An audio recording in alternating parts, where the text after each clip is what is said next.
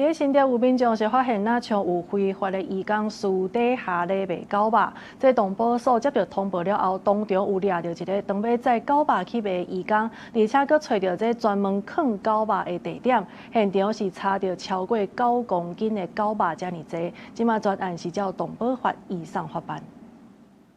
攔他！去前面攔他！快點！看到嫌犯車輛，趕緊把人抓落來。果然，佇車頂查到一個紅色的塑膠袋仔，內底藏準備賣出去的狗肉。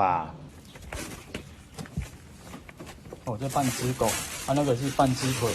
新竹市有民眾發現，那親像有多個外籍移工私底下違法咧賣狗肉，經過動保團體甲動保所追查，當場抓到這嫌犯，也查到9公斤的狗肉。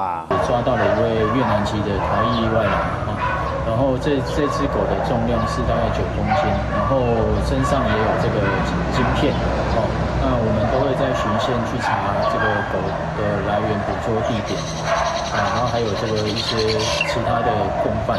根據了解，是部分外籍移工佇因的國家都有食狗肉的習慣。不過，動保所強調，佇台灣食狗肉是無合法的行為，所以依法罰5萬至25萬。積極協助深入偵辦違法屠宰與販賣施政中。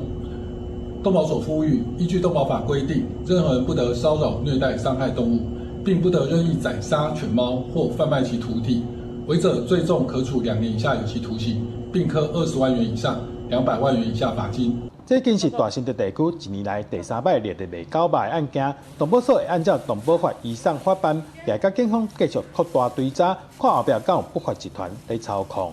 記者杜君和新竹報道。